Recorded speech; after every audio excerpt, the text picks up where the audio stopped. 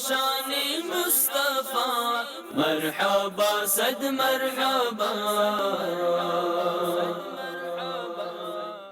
الحمدللہ رب العالمین والصلاة والسلام علی سید المرسلین، اما بعد فاعوذ باللہ من الشیطان الرجیم، بسم اللہ الرحمن الرحیم۔ الصلاة والسلام علیک یا رسول اللہ، الصلاة والسلام علیک یا حبیب اللہ، الصلاة والسلام علیک یا نبی اللہ وعلی آلک واصحابک یا نور اللہ۔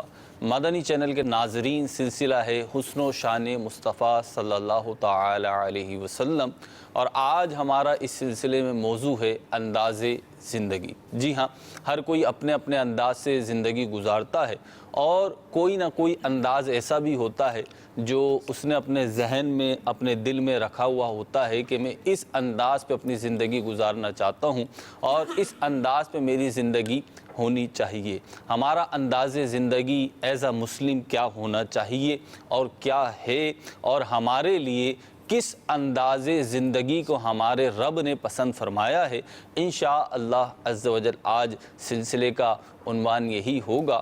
نبی کریم علیہ الصلاۃ والتسلیم کا ذکر خیر ہوگا، رب کائنات کی کبریائی بیان کی جائے گی انشاءاللہ عز و جل۔ سلسلے میں اچھی اچھی نیتوں کے ساتھ سنتیں بھی بیان ہوں گی اور نیکی کی دعوت پیش بھی کی جائے گی، گناہوں کی کچھ نہ کچھ معرفت بھی ملے گی۔ آپ تمام تر یکسوئی کے ساتھ، مکمل توجہ کے ساتھ سلسلہ دیکھیں گے، سنیں گے تو انشاءاللہ عز و جل آپ کو کثیر جو ہے مواقع ملیں گے کہ ہم اپنی زندگی کو بہتر انداز پہ گزار سکیں، کثیر مدنی پھول ملیں گے انشاءاللہ عز و جل۔ سلسلے میں باقاعدہ درود پاک کی فضیلت شامل کرتے ہیں۔ نبی رحمت شفیع امت صلی اللہ علیہ وسلم کا فرمان ذیشان ہے، من صلی علیہ صلاۃ کتب اللہ لہ قراۃ والقراۃ مثل احد، کہ جو مجھ پر ایک بار درود پاک پڑھتا ہے، اللہ رب العزت اس کے لیے ایک قرات اجر لکھتا ہے، اور قرات احد پہاڑ جتنا ہے۔ اب احد پہاڑ اللہ رب العزت جنہوں نے دیکھا ہے انہیں بار بار دکھایا، اور جو نہیں دیکھ سکے ابھی تک انہیں بھی لے جائے، اور مکے کی وادیاں بھی دیکھیں، حرم مقدس بھی دیکھیں، مدینے کی گلیوں میں بھی گھومیں، سرکار مدینہ صلی اللہ علیہ وسلم سے جن چیزوں کو نسبت ہے ان کی زیارت کریں تو احد پہاڑ آپ دیکھیں گے، آپ کو اندازہ ہوگا کہ ایک بار درود پاک پڑھو تو کتنا اجر و ثواب رب کائنات عطا فرماتا ہے۔ صلو علی الحبیب صلی اللہ تعالی علی محمد صلی اللہ تعالی علیہ وسلم۔ تلاوت قرآن پاک شامل کرتے ہیں، اور اس کے بعد متصل ہی نعت رسول مقبول صلی اللہ علیہ وسلم بھی شامل ہوگی، اور پھر انشاءاللہ عز و جل ہماری گفتگو کا بھی آغاز ہوگا۔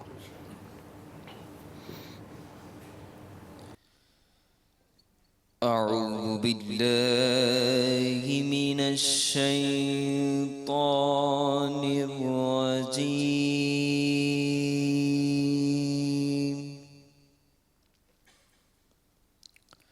بسم اللہ الرحمن الرحیم۔ ألم نشرح لك صدرك ووضعنا عنك وزرك الذي أنقض ظهرك ورفعنا لك ذكرك فإن مع العسر يسرا، إن مع العسر يسرا، فإذا فرغت فانصب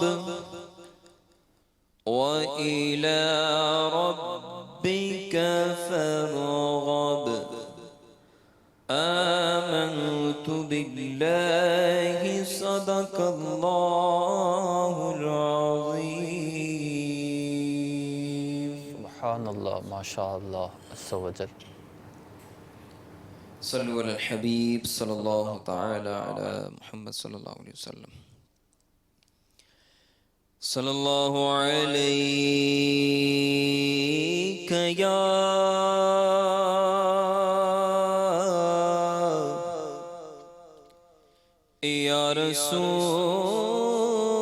رسول اللہ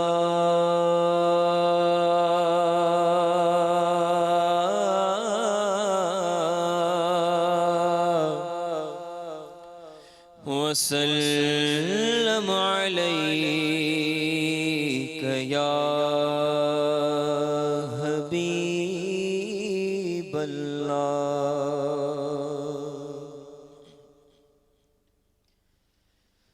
بہار جان فضا تم ہو نسیم گل ستا تم ہو بہار جان فضا تم ہو نسیم گل ستا تم ہو بہار باغ رضوان تم سے گیز بے جنا تم ہو خدا کی سلطنت کا دو جگہ میں کون دولا گے خدا کی سلطنت کا دو جگہ میں کون دولا ہے تم ہی تم ہو تم ہی تم ہو یہاں تم ہو وہاں تم ہو تم ہی تم ہو تم ہی تم ہو یہاں تم ہو وہاں تم ہو اور میں بے کس ہوں میں بے بس ہوں مگر کس کا تمہارا ہوں میں بے کس ہوں میں بے بس ہوں مگر کس کا تمہارا ہوں تکے دامن مجھے لے لو پناہ بے کسا تم ہو تکے دامن مجھے لے لو پناہ بے کسا تم ہو ریاضت کے یہی دل بڑھاپے میں کہاں گی امت ریاضت کے یہی دل ہے بڑھاپے میں کہاں گی امت جو کچھ کرنا ہو ابھی کر لو ابھی نوری جوان تم ہو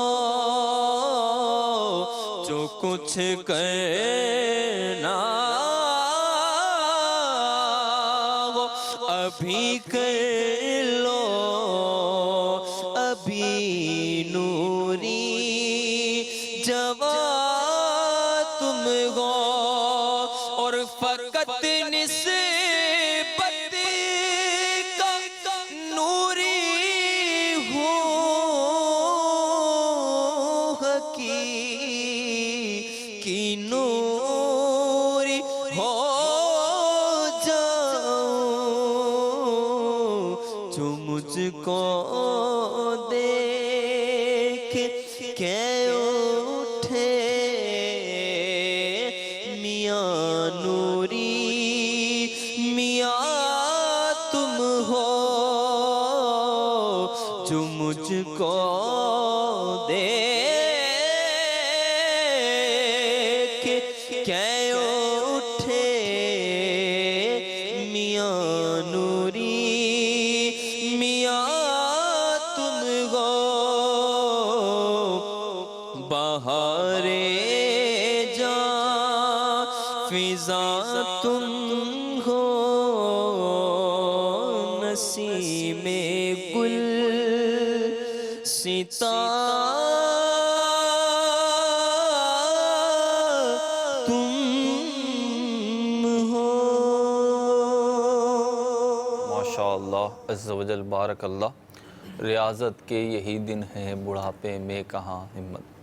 میرے میٹھے میٹھے اسلام بھائیوں اور مدنی چینل کے ناظرین، جیسے کہ سلسلے کا عنوان عرض کیا کہ انداز زندگی، ہم سب کا جو بھی انداز زندگی ہے اپنے طور پر ہم دیکھیں تو ہر کسی کا اپنی ایک راہ ہے اور اپنی ایک منزل ہے، لیکن ہمارا رب ہمیں کس انداز زندگی کو اپنانے کا ارشاد فرماتا ہے اور کون سا انداز زندگی ایسا ہے کہ جس کو اپنا کر ہم اس دنیا میں بھی اور اس دنیا کے بعد اگلے جہاں میں آخرت میں قیامت کے دن ہمیں سرخروئی نصیب ہو، کامیابی نصیب ہو، فوز و فلاح ہمارا مقدر بنے، وہ کون سی راہ ہے اس کا ہمیں تعین کرنا بھی چاہیے اور تعین کرنے کے بعد اس کو اپنانا بھی چاہیے۔ یوسف بھائی، آج کا جیسے کہ ہمارا موضوع ہے انداز زندگی، تو آج ہمارا کیا انداز زندگی ہے اور ہمارا انداز زندگی کیا ہونا چاہیے اور اس کا پیرامیٹر کیا ہے، اس کا کیا پیمانہ ہے کہ ہم یہ طے کر سکیں کہ آیا ہم جو انداز زندگی اپنائے ہوئے ہیں وہ درست بھی ہے یا نہیں۔ بسم اللہ الرحمن الرحیم۔ یقیناً بہروز بھائی، ہم نے جو آج کا عنوان آپ نے عطا فرمایا ہے گفتگو کے حوالے سے بہت ہی اعلیٰ اور خوبصورت ہے، اور یقیناً ہماری زندگی کے بہت سارے پہلوؤں کو نہیں لیکن کچھ نہ کچھ پہلوؤں کو یہ اس کو درست سمت پر لانے پر انشاءاللہ تعالیٰ اس کے لیے ایک رہنما ثابت ہوگا۔ سب سے پہلی بات یہ ہے کہ آپ نے یہ فرمایا کہ ہمارا انداز زندگی کیا ہے اور کیا ہونا چاہیے، اور بعد میں آپ نے فرمایا کہ پیرامیٹر کیا ہو۔ جی، یقیناً ہم ہر گوشے پر اگر گفتگو کرنے کے لیے جائیں تو بہت طویل جو ہے اس کے لیے گفتگو، وقت، موقع درکار ہے، لیکن نبی کریم صلی اللہ تعالیٰ علیہ وآلہ وسلم کی حیات طیبہ کو اگر ہم دیکھتے ہیں، اولاً ہمارا جو انداز زندگی ہے اگر ہم یہ دیکھنا چاہیں یا کوئی بھی شخص دیکھنا چاہتا ہے کہ اس کی زندگی کا جو انداز ہے وہ درست راہ پر جا رہا ہے یا اس نے درست سمت کا انتخاب کیا ہے یا نہیں، تو اس کو یہ دیکھنا چاہیے کہ وہ کس کے طریقے پر اور کس کی تعلیمات پر اور کس کے انداز پر عمل کر رہا ہے. جی اللہ رب العزت کی جو پاکیزہ کتاب ہے قرآن مجید جو ہے اس میں سورہ احزاب میں اللہ تعالیٰ ارشاد فرماتا ہے لَقَدْ كَانَ لَكُمْ فِي رَسُولِ اللَّهِ أُسْوَةٌ حَسَنَةٌ. اور بہترین رہنما کے طور پر نبی کریم صلی اللہ تعالیٰ علیہ وآلہ وسلم کی زندگی کو اللہ تعالیٰ نے بیان فرمایا. لَقَدْ كَانَ لَكُمْ فِي رَسُولِ اللَّهِ أُسْوَةٌ حَسَنَةٌ. رسول اللہ کی جو زندگی ہے وہ تمہارے لیے بہترین نمونہ عمل ہے. جی رسول اللہ کی جو زندگی ہے وہ تمہارے لیے بہترین نمونہ عمل ہے. ٹھیک ہے. یعنی اتنے جامع انداز کے اندر مہروز بھائی دیکھیے اللہ تعالیٰ نے اس بات کو ارشاد فرمایا. کیا فرما رہے ہیں؟ میں عرض کر رہا ہوں کہ قرآن کا اعجاز ہے کہ اتنے مختصر اور جامع انداز. یعنی اس میں ایک بات قابل غور ہے, بہت ہی اہم ہے یہ جی کہ دیکھیں اللہ تعالیٰ نبی کریم علیہ السلام کی زندگی کو کی امپورٹنس, آپ کے انداز, آپ کی سیرت, آپ کے کردار کو کتنے اہم ترین انداز کے اندر ایک گویا کہ سرٹیفکیٹ اور سند دی جا رہی. ٹھیک ہے. فرمایا کہ اس رسول کی زندگی, ایک انسان زندگی گزار رہا ہوتا ہے, اس کے شب و روز میں کبھی خوشی آتی ہے, کبھی غم آتا ہے, کبھی غصہ ہے, کبھی اعتدال کی کیفیت ہے. مختلف قسم کی انسان کیفیات کے ساتھ, حالات کے ساتھ, مزاج کے ساتھ, واقعات کے ساتھ متصف ہوتا ہے. زندگی ہے ہی نشیب و فراز کا نام, خوشی ہے, غم ہے, کبھی خوشی آ رہی, کبھی غم آ رہی. اب یہاں نبی کریم علیہ السلام کی پوری زندگی کو نمونہ عمل قرار دیا جا رہا ہے. کیا بات ہے. چاہے وہ خوشی کی کیفیت ہو, چاہے غم کی ہو, چاہے یعنی وہ عبادات ہوں, جی معاملات ہوں, ٹھیک ہے, شادی بیاہ ہوں, تجارت کے معاملات ہیں, صحیح, اخلاقیات ہیں, رہن سہن ہے, معاشیات ہیں, معاشرتی زندگی ہے, ازدواجی زندگی ہے, لوگوں کے ساتھ آپ کو ماحول میں رہنا ہے, وہ آپ کے ساتھیوں کے اعتبار سے ہے, آپ کے والدین کے اعتبار سے ہے, آپ کی اولاد کے اعتبار سے ہے, آپ کے ماتحتوں کے اعتبار سے, یعنی مختلف جہتیں آپ کی زندگی کے اندر ہوتی ہیں. کوئی ایک جہت متعین یہاں پر نہیں کی گئی. ٹھیک ہے. کہ بحیثیت نبی, بحیثیت تاجر, بحیثیت معاشیات, بحیثیت جو ہے والدین, بحیثیت اولاد, وہ کسی جہت کو متعین نہیں فرمایا. کیا بات ہے. لَقَدْ كَانَ لَكُمْ فِي رَسُولِ اللَّهِ أُسْوَةٌ حَسَنَةٌ. اچھا, یہاں جو آپ نے پہلو بیان کیا بڑا پیارا کہ نبی کریم علیہ السلام کی جو حیات طیبہ ہے, آپ کا جو اسوہ حسنہ ہے, وہ مسلمانوں کے لیے ہر حال میں اور ہر مقام پہ قابل اتباع و اطاعت ہے. اور آپ علیہ السلام کی ساری ہی زندگی جو ہے وہ ایسی ہے کہ کوئی بھی مسلمان کسی بھی حیثیت کا مالک ہو وہ اس سے رہنمائی لے سکتا ہے. یہاں مجھے ایک بڑی پیاری بات یاد آ رہی ہے کہ دنیا کے جو مختلف لوگ ہیں, جو مختلف فیلڈ میں, مختلف شعبوں میں, مختلف حوالوں سے ماہر سمجھے جاتے ہیں اور انہوں نے کارہائے نمایاں انجام دیے ہیں, تو ایک تحقیق یہ بھی ہے کہ جو شخص دنیا کے کسی ایک شعبے میں, دو شعبوں میں ماہر ہوتا ہے تو اس کی زندگی میں کوئی نہ کوئی ڈارک پہلو بھی ہوتا ہے, کوئی نہ کوئی ایسا پہلو بھی ہوتا ہے جو قابل اتباع و اطاعت و پسندیدگی نہیں ہوتا. لیکن آپ نے جو ابھی بات ارشاد فرمائی کہ نبی رحمت صلی اللہ علیہ وسلم کی ساری ہی زندگی ایسی ہے کہ اس کی اطاعت و اتباع کی جا سکتی ہے, اس سے رہنمائی کا نور لیا جا سکتا ہے. اچھا, اس میں نا ایک بہت خوبصورت بات یہ بھی ہے مہروز بھائی جی کہ اس میں یہ بھی نہیں ہے کہ بعد اعلان نبوت, بعد بعثت, قبل جو ہے وہ اعلان نبوت مطلق فرمایا, یہ بھی نہیں, مطلق فرمایا. اسی لیے نبی کریم صلی اللہ تعالیٰ علیہ وآلہ وسلم کے بچپن کو دیکھیے. اب دیکھیں قرآن کریم نے جب اس بات کو بیان کر دیا, اس کا مطلب ہے کہ وہ بڑی جامع بات ہے. ٹھیک ہے. اچھا, اب ہماری عقلیں, لوگوں کی عقلیں بھی, ہم جن واقعات کو اور احادیث کو سنیں گے تو لوگوں کی عقلیں بھی اس بات کو تسلیم کر رہی ہیں کہ نبی کریم صلی اللہ تعالیٰ علیہ وآلہ وسلم کی جو زندگی اور حیات طیبہ ہے وہ واقعی میں ہمارے لیے بہترین نمونہ عمل ہے. اور جن لوگوں نے بھی نبی کریم صلی اللہ تعالیٰ علیہ وسلم کی سیرت کو اختیار کیا, نبی کریم صلی اللہ تعالیٰ علیہ وسلم کے حیات طیبہ کے کسی روشن پہلو کو لیا, یقیناً وہ اس معاملے میں کامیاب رہا. مثال کے طور پر ایک بہت ہی خوبصورت بات مجھے یاد آئی. جی سید عالم صلی اللہ تعالیٰ علیہ وآلہ وسلم نے 40 سال کی عمر میں اعلان نبوت فرمایا. ٹھیک ہے, اعلان نبوت فرمایا. ٹھیک ہے. ٹھیک ہے, ویسے تو آپ پیدائشی نبی, ٹھیک ہے, لیکن آپ نے اعلان نبوت 40 سال کی عمر میں فرمایا. یہ جو 40 سال, حالانکہ آپ نے دنیا کے اندر جو زندگی کو اختیار فرمایا ہے, دنیا کو جو اختیار فرمایا وہ ظاہری طور پر 63 سال آپ نے اختیار فرمایا.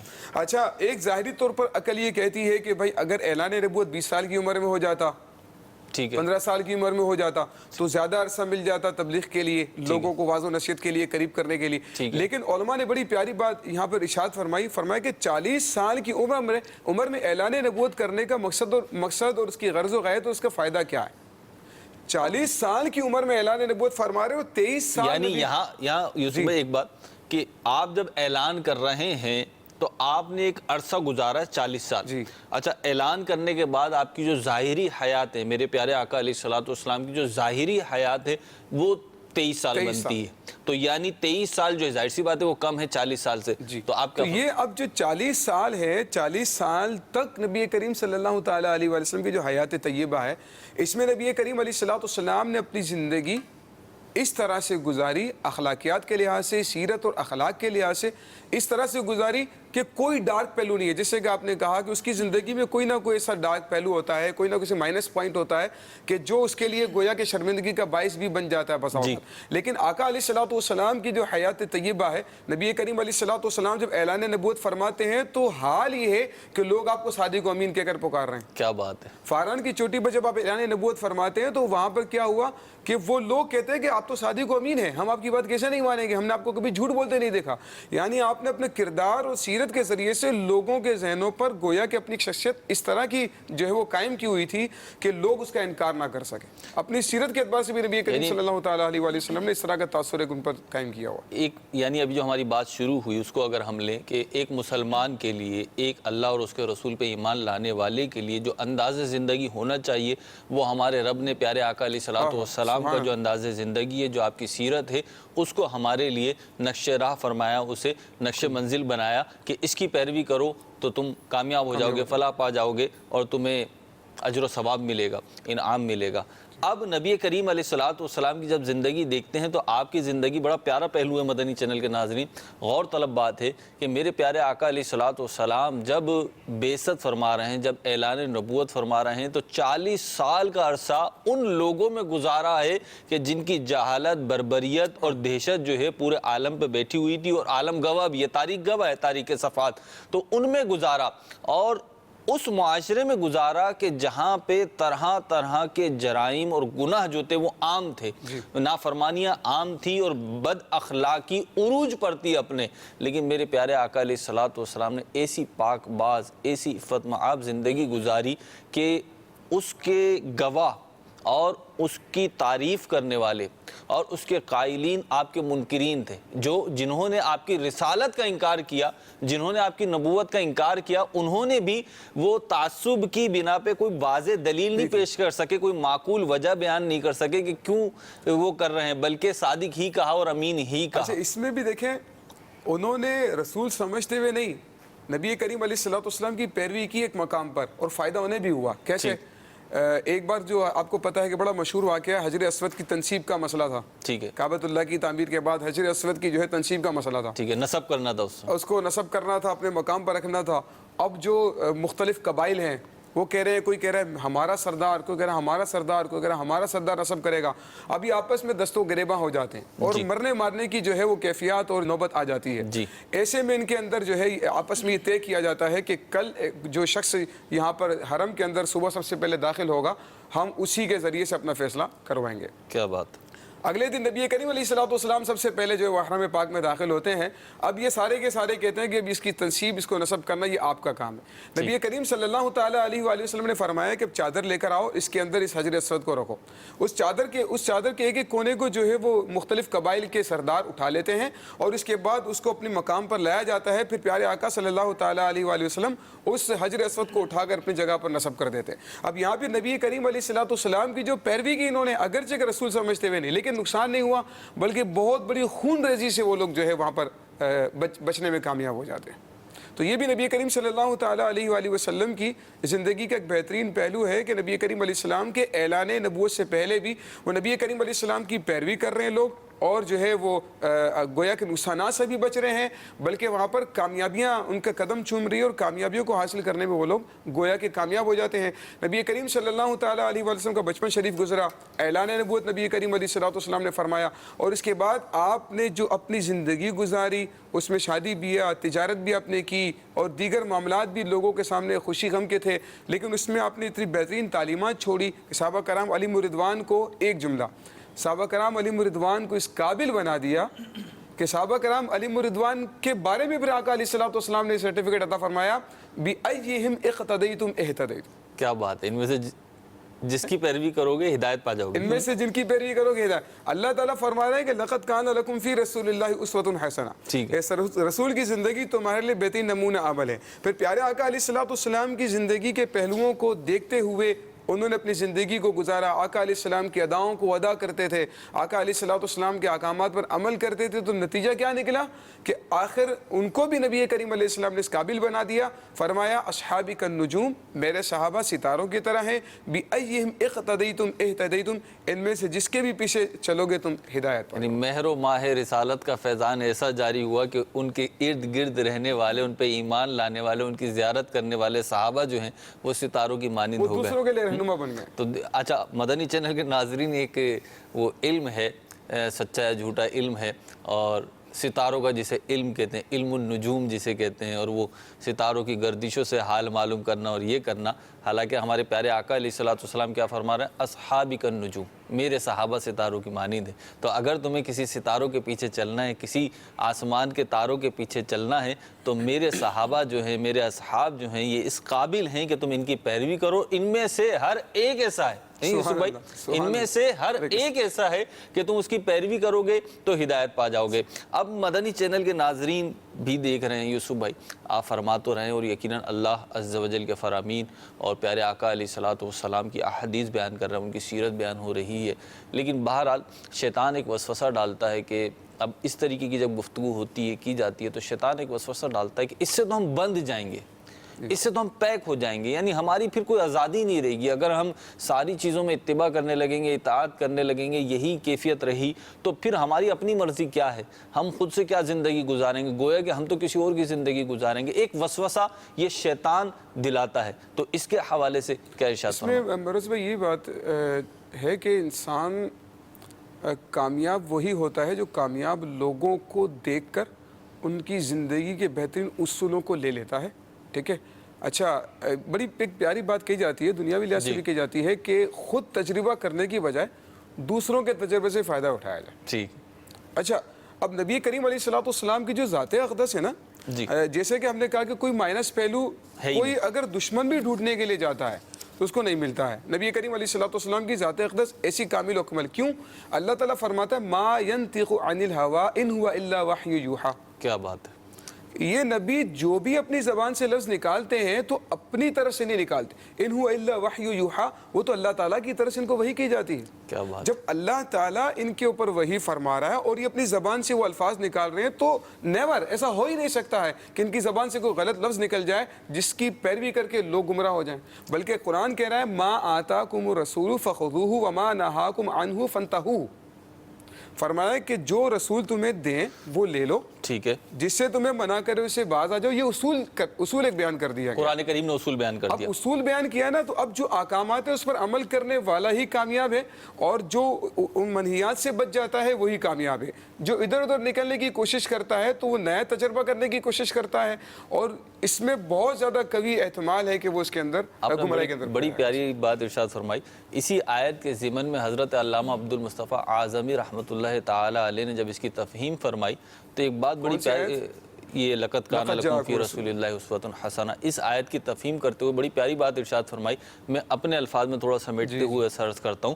آپ نے فرمایا کہ ہدایت پانے کے لیے، سیدھے رستے پہ جانے کے لیے، کامیابی کے رستے پہ جانے کے لیے ضرورت ہے کہ اپنی عقل کو اور حواس کو استعمال کیا جائے۔ ہمیں دو چیزیں عطا فرمائے اللہ تعالیٰ نے کہ کسی چیز کو درست سمجھنے یا غلط سمجھنے کے جو پہلو ہیں، یا تو ہم اپنی عقل سے فیصلہ کرتے ہیں دو اور دو چار ہی ہوتے ہیں، 5 نہیں ہوتے. تو عقل اور علم کہتا ہے کہ نہیں، یہ 5 والی بات درست نہیں ہے، 4 ہی والی بات درست ہے.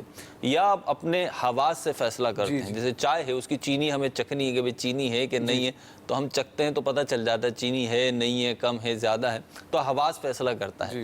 لیکن انہوں نے بڑی پیاری بات ارشاد فرمائی کہ دنیا اس بات پر قائل ہے، اس بات کی، اور لوگ شاہد ہیں اس بات کے کہ عقل بھی ٹھوکر کھا جاتی ہے اور حواس جو ہیں یہ بھی ٹھوکر کھا جاتے ہیں. تو جب عقل اور حواس دونوں ٹھوکر کھا جاتے ہیں تو کسی ایسے رہنما کی ضرورت ہے زندگی میں، ایسے رہنما کی ضرورت ہے کہ جس کی باتیں اور جس کے افعال ٹھوکر کھانے سے محفوظ ہوں، جس کی باتوں میں، جس کے اعمال میں غلطی کا اندیشہ نہ ہو. وہ جو آیت مبارکہ آپ نے پڑھی نا، وما ينطق عن الهوى، تو اس سے میری توجہ اس طرف گئی کہ نبی، انہوں نے فرمایا کہ نبی ہی وہ واحد شخص ہو سکتا ہے، فرد ہو سکتا ہے کہ جس کی سیرت ایسی ہے کہ جس کی اتباع میں کسی قسم کی غلطی کی، کوتاہی کی اور گرنے کا، غلط راہ پہ چلے جانے کا اندیشہ نہیں ہے. کیوں؟ اب وہ وما ينطق عن الهوى کہ رب کریم اس کی رہنمائی فرما رہا ہوتا ہے تو اس کا غلط راستے پہ جانا ممکن ہی نہیں ہوتا کہ وہ معصوم عن الخطا ہوتا ہے ہمارے عقیدے کے اعتبار سے. تو آپ نے حواس کی غلطی کی بات کی، اس کی مثال شرائع کے اندر یہ بیان کی گئی ہے. اس طرح کی کچھ مثال ہے کہ ایک بیمار شخص ہے، جی، وہ پانی پیتا ہے تو پانی اس کو کڑوا محسوس ہوتا ہے. ٹھیک ہے، حالانکہ وہ پانی کڑوا نہیں ہے لیکن اس کو جو ہے کڑوا محسوس ہو رہا ہوتا ہے. اچھا، آپ گاڑی میں بیٹھتے ہیں، ٹرین میں بیٹھتے ہیں یا بس میں بیٹھتے ہیں، آپ کے ساتھ جو گاڑیاں ہوتی ہیں، ٹھیک ہے، وہ رکی ہوئی بھی ہوں، درخت ہوں رکے ہوئے ہیں، لیکن آپ کو چلتے ہوئے محسوس ہوتے ہیں. اچھا، اس کی مثال دیتے ہیں کہ یہ دیکھیں، اب یوں کر لیں تو آپ کو 4 محسوس ہوں گے چلتے ہوئے. پنکھا چل رہا ہو تو آپ اس کے پروں کو نہیں گن سکتے. آپ صحرا میں جا رہے ہو تو شراب آپ کو نظر آتا ہے، آپ سمجھ رہے ہوتے پانی ہے لیکن پانی نہیں ہوتا. تو انسان کے حواس غلطی کر جاتے ہیں، لیکن نبی کریم صلی اللہ تعالیٰ علیہ وآلہ وسلم کے فرمان میں غلطی ہو ہی نہیں سکتی. اس لیے کہ صحابہ کرام علیہم رضوان کی آپ اگر واقعات کو پڑھیں اور اگر ہمارا موضوع سنت رسول پر ہو تو صحابہ کرام علیہم رضوان بالخصوص حضرت عبداللہ ابن عمر رضی اللہ تعالیٰ عنہ کی سیرت کو پڑھیں. کیا عشق تھا! آپ کس طریقے سے آنکھیں بند کر کے نبی کریم علیہ السلام کی سیرت طیبہ کو اپنایا کرتے تھے. حکمت نہیں دیکھتے تھے، وجہ نہیں دیکھتے تھے، غرض و غایت نہیں دیکھتے تھے. ایک جگہ پر اونٹنی کو پھیرے لگا رہے، کسی نے پوچھا حضور یہ کیا ہو گیا؟ آپ نے فرمایا میں نے نبی کریم علیہ السلام کو دیکھا تھا کہ وہ یہاں پر اپنی اونٹنی کو پھیرے لگا رہے. اسی طریقے سے ایک مقام پر آپ، درخت اونچا تھا، آپ اپنے سر کو جھکا کر گزر رہے تھے، تو کسی نے کہا حضور درخت تو اونچا ہے، آپ اپنے سر کو جو ہے وہ جھکا کر کیوں گزر رہے ہیں؟ تو آپ نے فرمایا کہ جب میں نبی کریم علیہ السلام کے ساتھ یہاں سے گزرا تھا تو یہ درخت چھوٹا تھا اور نبی کریم علیہ السلام اپنے سر اقدس کو جھکا کر گزرے تھے. اب یہ درخت تو بڑا ہو چکا ہے لیکن میں اس ادائے مصطفیٰ کو ادا کر رہا ہوں. دیکھیں وہ درخت بھی یاد رکھا، کیسے عشق کی بات ہے نا. یہ صحابہ اکرام علیہم رضوان کی زندگیاں دیکھیں تو ایسا لگتا ہے کہ ان کی زندگیوں کا جو محور تھا نا وہ عشق تھا. عشق پہ ان کے اعمال کی بنیاد تھی کہ بس محبوب نے ایسا کیا ہے، میرے پیارے آقا علیہ الصلوۃ والسلام نے ایسا کیا ہے تو میں بھی ایسا کر گزروں. اور نبی کریم علیہ الصلوۃ والسلام کی سیرت کی انفرادیت، جامعیت اور اکملیت جو ہے وہ بھی اپنی جگہ پر ہے کہ میرے پیارے آقا علیہ الصلوۃ والسلام کی سیرت شروع میں بھی یوسف بھائی نے فرمایا کہ ہر کسی کے لیے نمونہ عمل ہے. اور خود میرے پیارے آقا و مولا صلی اللہ علیہ وسلم ارشاد فرماتے ہیں ارسلت الی الخلق کافہ، میں تمام جہانوں کے لیے، تمام جہاں کے لوگوں کے لیے بھیجا گیا ہوں. تو جب تمام جہاں کے لوگوں کے لیے جامعیت ہے نا، دیگر انبیاء جو آئے یوسف بھائی، پچھلی امتوں کے جو انبیاء آئے وہ تو اپنی قوموں کی طرف آئے، ایک جغرافیائی حدود کی طرف آئے، لیکن میری پیارے آقا علیہ الصلوۃ والسلام کو جب بھیجا تو آپ کو تمام ہی عالمین کے لیے رحمت بنا کے بھیجا اور تمام خلق کے لیے آپ کو رسول و نبی بنا کر بھیجا. تو سارے ہی جہاں کے لیے آپ علیہ الصلوۃ والسلام کی زندگی میں انداز زندگی موجود ہے. ہمیں کیسا انداز زندگی اپنانا ہے تو وہ میرے پیارے آقا و مولا صلی اللہ علیہ وسلم کی سیرت میں موجود ہے. طیب بھائی آپ کی طرف آتے ہیں، مائک آپ کے ہاتھ میں ہے، کچھ کلام. تیری صورت تیری سیرت زمانے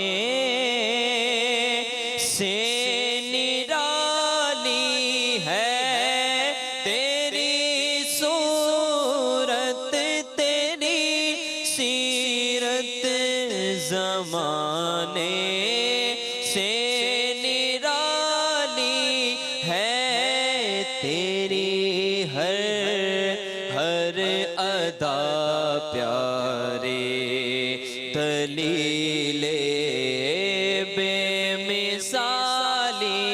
ہے تیری ہر ادا پیارے دلیل بے مثالی ہے۔ مفسرین نے قرآن کریم کی ایک آیت کے ضمن میں بات بیان کی ہے کہ اوصاف جو ہوتے ہیں مختلف ہوتے ہیں، ہمارے جو اعمال ہوتے ہیں یہ مختلف ہوتے ہیں، اچھے بھی ہوتے ہیں برے بھی ہوتے ہیں۔ تو اچھا کسے کہا جاتا ہے اور برا کسے کہا جاتا ہے، اس کو بیان کیا۔ تو بڑا پیارا نقطہ بیان کیا، بڑی عشق والی بات ہے۔ فرمایا کہ جس وصف نے بارگاہ رسالت میں حاضری دی ہے وہ اچھا ہے۔ جس وصف نے، یعنی نبی کریم علیہ الصلوۃ والسلام کے جو اعمال تھے، آپ کے جو افعال تھے، جسے ہم کہتے ہیں یہ سنت مصطفیٰ صلی اللہ علیہ وسلم ہے، تو اس میں خوبصورتی ہی ہے، اس میں حسن ہی ہے، اس میں برائی نہیں ہو سکتی، اس میں نقص نہیں ہو سکتا، کیونکہ حسن ملتا ہی آپ کے در سے ہے۔ تو کون سا وصف اچھا ہے اور کون سا اچھا نہیں ہے، تو اس کا ایک اصول یہ بھی بیان کیا کہ ادائے مصطفیٰ اچھی ہے، سیرت مصطفیٰ اچھی ہے، صورت مصطفیٰ اچھی ہے، اقوال مصطفیٰ اچھے ہیں، اور اس سے ہٹ کر جو ہے وہ اچھا نہیں ہے۔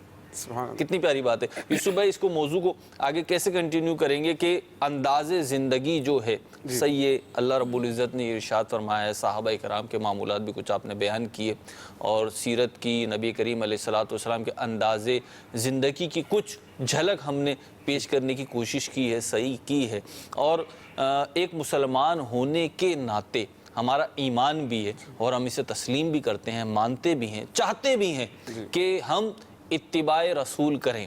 ہمارا انداز زندگی، چاہت سے میری مراد یہ کہ ایمانی چاہت تو بہرحال موجود ہے نا ہر مسلمان کے دل میں، میرا حسن ظن ہے کہ میں بھی سنت و کامل بن جاؤں، میں بھی نبی کریم علیہ الصلوۃ والسلام کے شب و روز جیسے گزرے وہاں سے فیضان لے کر اپنی زندگی میں جاری کر لوں۔ میں بھی چاہتا ہوں، سب چاہتے ہیں، لیکن کیا وجہ ہے کہ ہم اس طرف آ نہیں پاتے، اور اس طرف آ نہیں پاتے اس کی وجوہات کیا ہیں اور اس کا حل کیا ہے؟ دیکھیں محروز بھائی، بہت تفصیلی اس کے اندر باتیں بھی ہیں، واقعات بھی ہیں، پہلو بھی ہیں بات کرنے کے۔ ایک جو کامل استاذ ہوتا ہے تو اس کا اندازہ اس کے شاگردوں کو دیکھ کر لگایا جا سکتا ہے۔ ٹھیک ہے کہ یہ جو استاذ ہے اس کے فلاں فلاں فلاں شاگرد ہیں جنہوں نے اسے پڑھا ہے، سیکھا ہے، آج وہ فلاں فلاں فلاں عہدے پر جو ہے فائز ہے، تو اس کا مطلب ہے کہ جن کو پڑھانے والا استاذ تھا تو وہ بھی اتنا لائق و فائق ہوگا کہ جس نے اتنے لائق و فائق جو ہے وہ طالب علم یا شاگرد اپنے جو ہے وہ بنائے۔ اچھا، نبی کریم صلی اللہ تعالیٰ علیہ وآلہ وسلم کی صحبت میں سب سے زیادہ رہنے والے جو صحابہ کرام، صدیق اکبر، فاروق اعظم، عثمان غنی، علی المرتضیٰ، بہت سارے رضی اللہ تعالیٰ عنہم اجمعین، بہت سارے اوصاف کے حاملین ہیں، لیکن ان کا ایک ایک دو اوصاف سب میں نمایاں ہیں۔ ٹھیک ہے، سیدنا صدیق اکبر رضی اللہ تعالیٰ عنہ کو صدیق اکبر کہا گیا، سب سے سچا صداقت ہے۔ اچھا، اسی طریقے سے آپ کا فہم و فراست جو تھا وہ بھی سب سے آپ کے لیجئے کہ نمایاں اور بڑھ کر تھا۔ تو نبی کریم علیہ الصلوۃ والسلام کی بارگاہ ہی سے آپ کو یہ فیض ملا۔ اچھا، سیدنا فاروق اعظم رضی اللہ تعالیٰ عنہ آدھی دنیا پر حکومت محروز بھائی کرتے رہے، آدھی دنیا پر حکومت فرمائی، اپنے نفس کو ایسا گرفت میں آپ نے رکھا ہوا تھا۔ اچھا، ایک بار فرماتے ہیں، اب دیکھیں عاجزی، انکساری اور نفس پر گرفت دیکھیں، فرماتے ہیں کہ ابن خطاب کا تو حال یہ تھا، عاجزی انکساری آپ فرماتے ہیں ابن خطاب کے بیٹے کا تو حال یہ تھا کہ 5 اونٹ اگر میرا والد مجھے کہتا تھا کہ لائن سے کھڑے کرو تو مجھ سے 5 اونٹ لائن سے کھڑے نہیں کیے جاتے تھے۔ لیکن سیدنا فاروق اعظم رضی اللہ تعالیٰ عنہ نبی کریم علیہ الصلوۃ والسلام کی بارگاہ سے کتنا خوبصورت جو ہے ان کو فیض ملا ہے، اور کتنا خوبصورت ان کو آپ کے لیے صلاحیتیں ملی ہیں، صفات ملی ہیں کہ آپ گویا کہ اتنے بہادر بھی ہیں، روب و دبدبہ بھی ہے، بہترین سیاستدان بھی ہیں، بہترین حکمران بھی ہیں۔ آپ کے دور میں بکری اور شیر گویا کہ ایک ہی گھاٹ میں پانی پیتے ہیں، شیر کے اندر یہ ہمت نہیں کہ بکری کو آنکھ اٹھا کر دیکھ سکتے۔ عدل و انصاف کا دور، عدل و انصاف، آپ کو عدل و انصاف کا اتنا بہترین ایک نبی کریم علیہ الصلوۃ والسلام سے وصف ملا ہے، اور آپ کے دور کے جرائم نہ ہونے کے برابر۔ اچھا، آپ کے دور میں لوگ زکوٰۃ لے کر گھومتے تھے، زکوٰۃ لینے والا کوئی نہیں،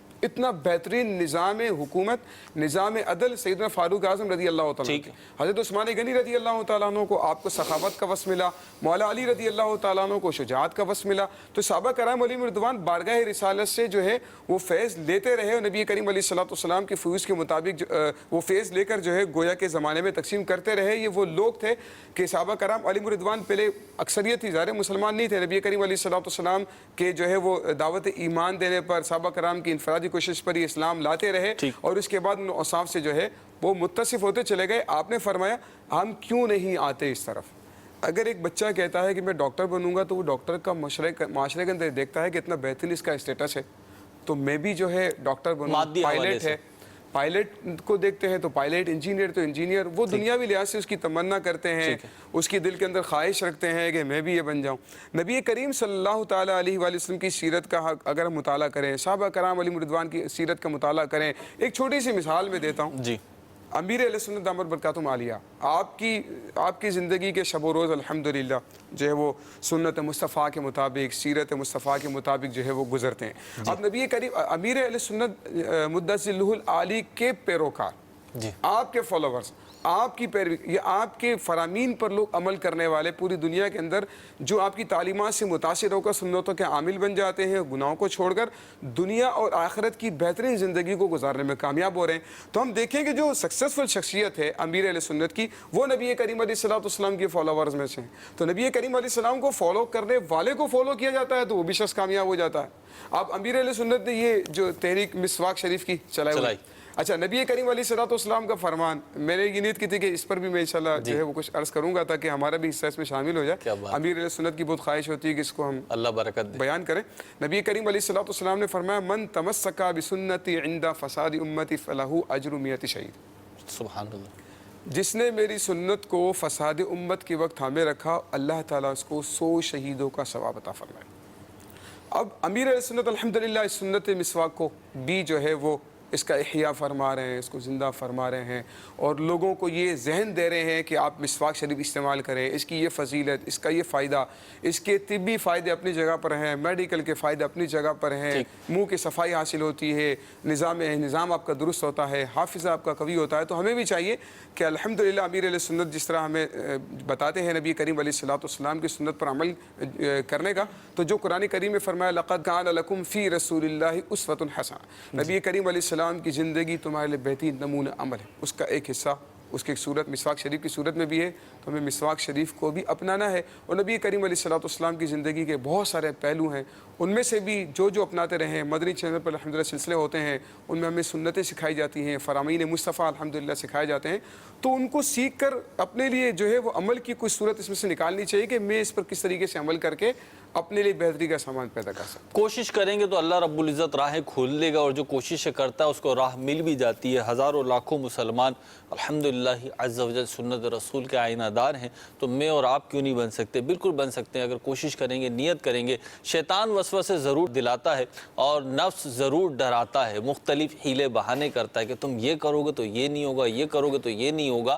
میرے پیارے و محترم اسلامی بھائیوں اور مدنی چینل کے ناظرین، ایک بات یاد رکھ لیجئے کہ فلاح و کامرانی ہمیں اسی صورت میں مل سکتی ہے کہ جو ہمارا خالق ہے، جو ہمارا مالک ہے، جو ہمارا رب ہے، جس نے ہمیں تخلیق فرمایا، اس دنیا میں بھیجا ہے، اگر ہم اس کے بتائے ہوئے طریقے کے مطابق زندگی گزاریں گے تو انشاءاللہ عز و جل کامیابی ہمارے قدم چومے گی. اور پھر رب کائنات نے ہمیں زندگی گزارنے کے لیے ایک مکمل ضابطہ حیات تحریری طور پر یعنی تھیوری کے طور پر قرآن کریم ہمیں عطا فرمایا ہے. قرآن کریم کلام ہمیں کلام الہی عطا فرمایا ہے، اور پریکٹیکلی نبی کریم علیہ الصلوۃ والسلام کی حیات طیبہ ہے کہ اگر ہم اس کی پیروی کریں گے انشاءاللہ عز و جل کامیاب ہو جائیں گے. اور کامیاب بھی ایسے ہو جائیں گے کہ اللہ تعالیٰ کے محبوب بن جائیں گے کہ قل ان کنتم تحبون اللہ فاتبعونی یحببکم اللہ. تم اللہ سے محبت کرتے ہو تو تم میری پیروی کرو، یحببکم اللہ، اللہ تمہیں چاہنے لگے گا، اللہ تم سے محبت فرمائے گا. کیا بات ہے.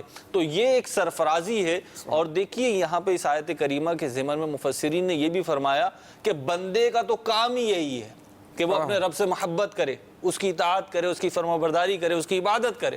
لیکن کمال یہ ہے کہ ہمارا رب عز و جل فرمائے کہ میں اپنے ان بندوں سے محبت کرتا ہوں، یہ کمال ہے۔ اور نبی کریم علیہ الصلوۃ والسلام کی زندگی کی بات چلی، انداز زندگی کی بات چلی، ابھی ہمارے یوسف بھائی نے یہ بات فرمائی کہ نبی کریم علیہ الصلوۃ والسلام کے فیضان کے حوالے سے صحابہ اکرام عالم و رضوان کی زندگیوں کو ہم دیکھتے ہیں تو ہر صحابی یوں تو خوبیوں کا جامع ہے، بہت ساری خوبیاں ہیں، لیکن اس میں سے کوئی ایک دو خوبیاں بہت نمایاں ہیں۔ حضرت ابوبکر صدیق اور حضرت فاروق اعظم رضی اللہ تعالی عنہما کی جو شخصیت ہے یہ ویسے بھی نمایاں ہے، ان کی اپنے بھی کچھ اوصاف ابھی یوسف بھائی نے بیان کیے وہ بھی ہیں، اور ان دونوں کا ایک وصف مشترک یہ ہے کہ وزیر رسول اللہ ہے، نبی کریم علیہ الصلوۃ والسلام کے وزیر ہیں، کہ میرے آقا علیہ الصلوۃ والسلام کا فرمان ہے میرے 2 وزراء آسمانوں میں ہیں اور 2 وزیر زمینوں میں ہیں، اور زمین میں جو وزیر ہیں وہ ابو بکر اور عمر ہیں۔ یہ بات میں کیوں عرض کر رہا ہوں؟ اس لیے کہ نبی کریم علیہ الصلوۃ والسلام کی شخصیت، آپ کی سیرت، آپ کی صورت، آپ کے اقوال، آپ کے اعمال، آپ کے افعال اور آپ کی اداؤں میں خطا کا گمان ہو ہی نہیں سکتا۔ یہاں صلح حدیبیہ جو ہوئی یوسف بھائی، صلح حدیبیہ کے موقع پہ جو بہت مشہور معاہدہ ہوا اور اس معاہدے کی مختلف شکیں تھیں، اس میں سے ایک شک یہ بھی تھی کہ اگر کوئی مدینے سے مکے آئے گا، مدینے سے مکے آئے گا تو مکے والے اسے واپس نہیں بھیجیں گے، اور مدینہ جو تھا اس وقت ایک اسلامی ریاست تھی اور مکہ گویا کہ ایک غیر اسلامی ریاست اس وقت تھی یا غیر مسلموں کے ہاتھ میں تھی، تو اگر کوئی مدینے سے آئے گا اگرچہ مسلمان ہو اسے واپس نہیں لوٹایا جائے گا، اور اگر کوئی مکے سے مدینے جائے گا تو اسے واپس لوٹا دیا جائے گا۔ اب یہ جو شک تھی یہ بظاہر سمجھ میں نہیں آ رہی تھی یہ شک، تو فاروق اعظم رضی اللہ تعالی عنہ نے اس کو سمجھنا چاہا اور پیارے آقا علیہ الصلوۃ والسلام سے فرمایا کہ یا رسول اللہ صلی اللہ علیہ وسلم کیا ہم حق پر نہیں ہیں، کیا ہم حق پر نہیں ہیں؟ فرمایا تو حضرت ابوبکر صدیق رضی اللہ تعالی عنہ نے جو جواب دیا انہوں نے فرمایا الزم غرضہ انہ رسول اللہ صلی اللہ علیہ وسلم۔ فاروق اعظم رضی اللہ تعالیٰ کو فرمایا کہ فاروق یہ اللہ کے رسول ہیں۔ تو یہاں علماء نے بڑی پیاری بات ارشاد فرمائی کہ حضرت فاروق اعظم رضی اللہ تعالی عنہ کو جو جواب دیا حضرت صدیق اکبر نے کہ تم ظاہری گویا کے الفاظ دیکھ رہے ہو، اس کی جو تفہیم کی تم ظاہری الفاظ دیکھ رہے ہو، لیکن یہ تو دیکھو یہ کون کہہ رہا ہے، یہ اللہ عز و جل کے رسول کہہ رہے ہیں، تو ان کی بات میں کوئی خطا نہیں ہو سکتی۔ اور وہ وزیر والی بات میں نے پہلے یوں کر دی کہ یہ وزیر ہیں تو ان کا کام ہے کہ جہاں جہاں یہ مناسب سمجھے وہاں پہ افہام و تفہیم ہوگی۔ تو پھر نبی کریم علیہ الصلوۃ والسلام کی سیرت کا یوسف بھائی ایک چیز میں نے بیان کی تھی، ابھی ایک نقطہ میں نے اٹھایا تھا کہ نبی کریم علیہ الصلوۃ والسلام کی سیرت میں جامعیت ہے کہ آپ تمام مخلوقات کی طرف آپ نبی بنا کر بھیجے گئے ہیں۔ اس میں دوسری چیز میں ایڈ کروں گا کیونکہ وقت بالکل ختم ہو رہا ہے، میں چاہ رہا ہوں 2 باتیں بیان کر دوں پھر آپ کی طرف آتا ہوں میں آخری بات کے لیے کہ ایک تو جامعیت ہے، دوسری بات ہے اکملیت، کہ نبی کریم علیہ الصلوۃ والسلام نے جو ہمیں انداز زندگی عطا فرمایا ہے، جو اعمال کر کے دکھائے ہیں اور جس شخصیت کو قرآن نے ہمارے لیے نمونہ عمل قرار دیا ہے، وہ جو شریعت لے کر آئے وہ کیسی ہے؟ وہ کامل ہے، اکمل ہے۔ رب کریم ارشاد فرماتا ہے الیوم اکملت لکم دینکم، کہ آج کے دن تمہارے دین کو، تمہاری شریعت کو کامل کر دیا۔ رب کریم نے ایسا طریقہ کار، ایسا دین عطا فرمایا جو کامل ہے، زندگی کے کسی شعبے کو چھوڑتا نہیں ہے۔ آپ کسی بھی شعبے کو دیکھ لیں اور کسی بھی وقت کو دیکھ لیں تو دین اسلام ہماری رہنمائی کر رہا ہے۔ اور تیسری اور آخری بات یہ کہ میرے پیارے آقا علیہ الصلوۃ والسلام کی زندگی جو ہے اس میں ایسی انفرادیت ہے، ایسی منفرد ہے۔ ایک بہت اہم بات کیا انفرادیت ہے؟ ایک تو یہ کہ عدل ملے گا، میرے پیارے آقا علیہ الصلوۃ والسلام کی تعلیمات میں عدل اور توازن ملے گا۔ ایک جگہ جہاں والدین کی فرمانبرداری اور اطاعت کا ذہن دیا اور ان کی رضامندی کو جنت اور جنت کے حصول کا ذریعہ قرار دیا، رب کائنات کی رضا کو اس پہ موقوف کیا۔ دوسری جگہ اولاد کے حقوق بیان فرمائے۔ ایک جگہ جہاں شوہر کے حقوق بیان فرمائے تو اسی کے توازن میں دوسری جگہ بیویوں کے اور عورتوں کے حقوق بیان فرمائے۔ جہاں یہ کہا کہ یہ ملتا ہے ہمیں ان کی تعلیمات سے کہ بڑوں کے ساتھ ادب کا معاملہ کرو، تو وہیں ہمیں ان کی تعلیمات سے یہ بھی ملتا ہے کہ چھوٹوں پہ شفقت کرو۔ تو اس طریقے سے زندگی کے ہر شعبے میں ایک تو توازن ملتا ہے، دوسری بات یہ کہ ہر کسی کو اس کا حق ملتا ہے۔ علامہ عبد المصطفیٰ اعظمی رحمۃ اللہ تعالی علیہ نے بڑی پیاری حدیث پاک بیان فرمائی کہ ہر حقدار کو اس کا حق ادا کر دو. تو اگر ہر حقدار کو اس کا حق مل جائے تو معاشرے میں دنیا میں سکون آ جائے گا. جی یوسف بھائی. اچھا انداز زندگی کی بات چل رہی ہے, صرف 2 باتیں میں نے اس انداز زندگی کے اندر ہم اپنے ایڈ کر لیں تو انشاءاللہ تعالی اس کی ہمیں بڑی برکتیں جو ہے بارگاہ رسالت سے اور فیض مصطفیٰ صلی اللہ تعالیٰ علیہ وآلہ وسلم سے حاصل ہونی ہے. 2 باتیں عرض کرنی ہے. ایک تو بڑی مشہور حدیث پاک ہے, نبی کریم علیہ الصلوۃ والسلام نے فرمایا خیرکم من تعلم القرآن وعلمہ. انداز زندگی کے اندر ایک چیز کو ہم یہ ایڈ کر لیں, ٹھیک ہے, تلاوت قرآن. تم میں سب سے بہترین شخص وہ ہے جو قرآن کی تلاوت کرے. ٹھیک ہے. اچھا دوسری بات میں نے عرض کرنی ہے, شیخ طریقت امیر اہل سنت دامت برکاتہم العالیہ کے حوالے سے جو ہے ہمارے نگران مجلس تھے, آج تشریف لے کر حاضری ہوئی تھی ان کی کل, تو وہ بتا رہے تھے کہ امیر اہل سنت بہت زیادہ قرآن کا اظہار فرما رہے تھے, اور فرمایا کچھ جو مفہوم مجھے یاد ہے وہ میں عرض کرتا ہوں. امیر علیہ سنت نے ان ذمہ داران کو بلوایا اور فرمایا کہ تم بڑی اہم بات ہے, آپ سنیے گا. جی. فرمایا ذمہ داران سے فرمایا کہ میں بڑی اہم بات کرنا چاہ رہا ہوں, آپ توجہ سے سنیے گا. پھر فرمایا کہ تم الیاس قادری سے پیار کرتے ہو. الفاظ کچھ آگے پیچھے ہو سکتے ہیں, مفہوم عرض کر رہا ہوں. تم الیاس قادری سے پیار کرتے ہو اور الیاس قادری عصر اور عشاء کی سنت غیر مقدہ سے پیار کرتا ہے. قرآن کا اظہار فرما رہے تھے کہ یار ہماری اکثریت نہیں پڑھتی ہے سنت غیر مقدہ. مسلمانوں میں ایک یہ وہ ذہن بن گیا ہے کہ بھئی سنت غیر مقدہ ہیں تو چھوڑ دی جائے, جو نا اس میں کوئی گناہ ہی نہیں, وہ چھوڑ دیتے ہیں. حالانکہ ایک حدیث تاتاوی شریف کے اندر پڑھی معروض بھائی کہ نبی کریم صلی اللہ تعالیٰ علیہ وآلہ وسلم نے فرمایا کہ جو عصر کی سنت غیر مقدہ پڑھتا ہے اس کو دوزخ کی آگ نہیں چھوئے گی. کیا بات. تو ہمیں چاہیے کہ اپنے انداز زندگی میں اس بات کو بھی شامل کر لیں, اور یہاں تک فرمایا امیر علیہ سنت ہے کہ میرے مریدین تک اور جو متعلقین ہیں ان تک یہ بات میری پہنچا دیں. کیا بات. تو ہمیں بھی چاہیے کہ اپنے انداز زندگی میں سنت غیر مقدہ کو بھی ہم شامل کرنے کی کوشش کریں. اصل میں سنت غیر مقدہ اور مقدہ کی تو بات ہے, لیکن بات یہ ہے کہ جب عشق ہو نا, عشق کی کیفیت ہو, تو پھر عاشق یہ نہیں دیکھتا کہ اس کا محبوب جو ہے اس نے جو بات کہی ہے اس میں کتنی تاکید ہے اور کتنی مقدہ ہے یا غیر مقدہ ہے, پھر تو اس پہ عمل ہوتا ہے. یہی فیضان ہم دعوت اسلامی میں دیکھتے ہیں کہ الحمدللہ عز و جل انتہائی ماڈرن بلکہ معاشرے کے بگڑے ہوئے افراد جب دعوت اسلامی کے مدنی ماحول کے قریب آتے ہیں, انہیں دعوت اسلامی کا جمعرات کا اجتماع مل جاتا ہے, انہیں درس فیضان سنت کی بہار نصیب ہو جاتی ہے, کبھی علاقائی دورہ برائے نیکی کی دعوت کا فیضان جاری ہو جاتا ہے, اور انہیں عاشقان رسول کا قرب ملتا ہے, تو پھر اس قرب کی برکت سے دعوت اسلامی کے مدنی ماحول کی برکت سے خود بخود عشق کے رنگ میں رنگتے چلے جاتے ہیں, سنتوں کے سانچے میں ڈھلتے چلے جاتے ہیں, اور سر تا پاؤں اس بندے کو دیکھو, اس عاشق رسول کو دیکھو تو سنتوں سے سجا ہوا نظر آتا ہے. یہ امیر اہل سنت کا فیضان ہے, یہ دعوت اسلامی کا فیضان ہے. آپ بھی چاہتے ہیں آپ بھی قریب آ جائیے. اگر آپ کو ایسا لگتا ہے کہ ہمارا انداز زندگی جو ہے, بالکل غور کریں, دیانتداری سے غور کریں, اپنے آپ سے پوچھیں کہ اگر پیارے مصطفیٰ صلی اللہ علیہ وسلم کے طریقے کے مطابق نہیں ہے اور آپ کا ذہن بنتا ہے کہ آپ کو گزارنا ہے, اب مجھے عشق کے رنگ میں رنگنا ہے, اب مجھے سنتوں کے سانچے میں ڈھلنا ہے, تو دیر نہ کیجیے. آپ کے قریب جہاں پہ بھی درس فیضان سنت ہوتا ہو, دعوت اسلامی والے ہوں, عاشقان رسول مدرسۃ المدینہ برائے بالغان لگاتے ہوں, تواری اجتماع ہوتا ہو, وہاں پہنچ جائیے. اور اگر ان اوقات میں نہیں پہنچ سکتے, میں تو کہوں گا کسی بھی اسلامی بھائی کو نظر آ ہی جائے گا, آپ کو ڈھونڈیں گے تو اس کو ملیے, اس سے مصافحہ کیجیے, سلام دعا کیجیے, اپنا تعارف پیش کیجیے, اور اسے بتائیے کہ میں اپنا انداز زندگی تبدیل کرنا چاہتا ہوں. یہ تبدیلی آئے گی آپ کے اندر سے انشاءاللہ عز و جل. دعوت اسلامی کے مدنی ماحول کے قریب آ جائیے, مدنی چینل دیکھتے رہیے. اللہ رب العزت ہمیں عمل کی توفیق عطا فرمائے, آمین بجاہ النبی الامین. صلو علی الحبیب صلی اللہ تعالی علی محمد صلی اللہ تعالی علیہ وسلم. حسن و شان مصطفیٰ مرحبا صد مرحبا.